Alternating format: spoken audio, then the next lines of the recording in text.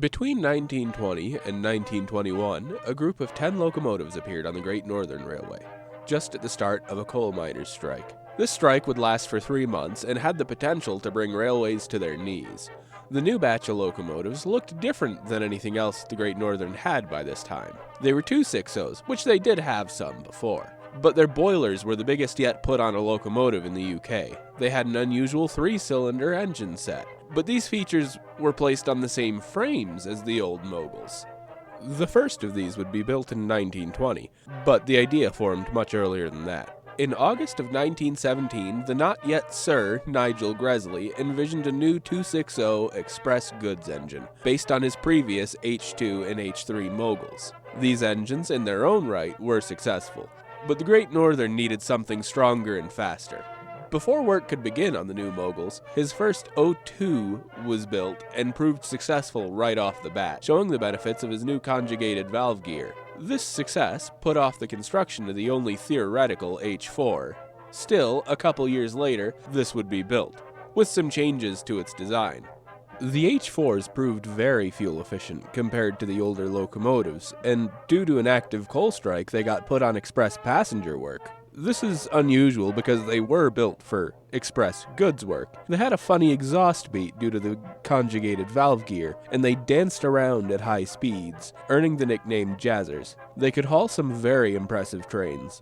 The rough riding would be a lifelong problem, however, but the benefits of the initial design made it worth modifying. After the 1923 grouping, they'd be reclassified as K3s, with the first class being the K3/1. The second batch had steaming issues, which were fixed by widening the blast pipes, and arguably the biggest improvement came when Nigel Gresley, still not Sir, saw how efficient his A1 class was, and figured out why. He gave the K3 long lap valves, and ran test trains between a long lap valve K3 and a standard K3. The one with the long lap valves saved on average 7.5 pounds of coal per mile. It's no wonder that's the case. These valves meant less steam was wasted, thus less was used. Less fire was needed, less coal.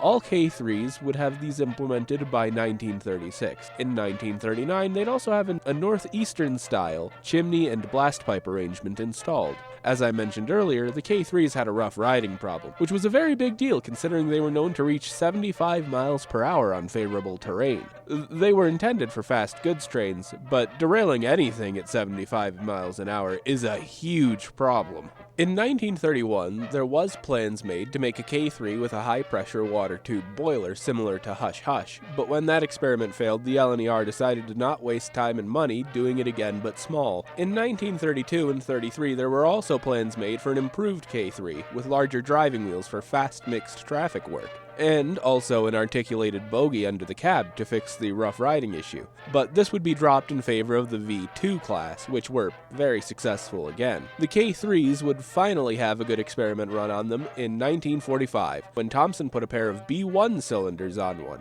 getting rid of the Gresley gear. He had to make a special boiler for this engine, and eventually made new frames and wheels as well. There was very little left of what the engine once was, and it was reclassified as the K5. There would be only one. By the time it was ready, it was substantially lighter than the K3s, thus a little bit weaker.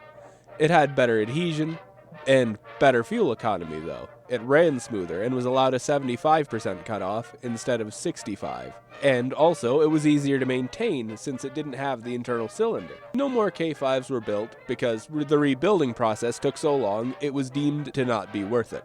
The K3s would find work throughout the LNER network, but they'd have their strongest presence in the old Great Northern Territory, pushing the K1s and 2s out across the network. They'd operate previously slow trains at higher speeds, easing line occupancy concerns. World War II, though, would throw a wrench in the works, halting the K3's usual services.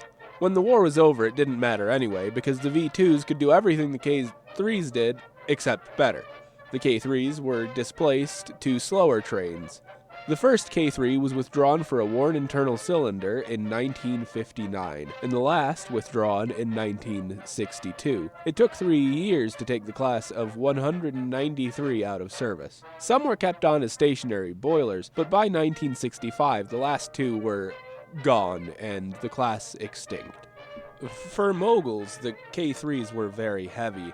Here's some weight stats. Engine only, no tenders. BR Standard 4 260, 60 tons. The Hughes Crab, 66 tons. The SR U-Class, 63 tons. The Great Western 4300 class, 63 tons. But the K3, 71 tons. That makes them just a single ton lighter than the LMS Black 5s. The LNER would later build the stronger K4s and Thompson K1s, but even these weighed less. When it came time for the K3s to be pushed off the main line and go into branch line service, it just wouldn't work. They were fairly heavy, rough-riding engines, and lighter-laid branch lines would be a recipe for disaster. I believe that's why they didn't make it to the end of Steam. They were decent engines, sure, but they were old and heavy and high on maintenance costs. Preservationists needed simple engines, cheap to run, cheap to fix. It's a shame that none of them survived, but it's also not terribly surprising. They entered the scene in a very impressive way, but the A1s weren't far behind. From that point on, they became the simple workhorses they were built to be. Nothing more and nothing less. I really like how these engines look. Tall, heavy, really using the loading gauge to the best of their ability. I find their history rather engaging too, despite them not being the best at literally anything. The gradual improvement upon the class is something similar to the concept of the steam engine itself. Powerful from the start, but rough around the edges. Fast, strong, capable, but carrying one or two major flaws throughout its service life that could not be rectified, culminating in its abandonment altogether. The big difference being that there's not much point to talking about the K3. It didn't change the world. Steam was a crucial step in bringing us closer to the world we know now. Whether that's for better or worse, I'll leave up to you. Outro time. You've made it this far. Thanks for watching. Maybe drop a comment here or check out my other videos. I've only covered a few engines yet. I'm hoping to get a little more variety on the channel. Next should be something Great Western or from the LMS. I do intend to cover a few American locomotives, but that's in the future. My main interest lies in the UK's grouping and pre-grouping era, predominantly, so that's probably all of what you'll see on this channel. Also, happy Halloween!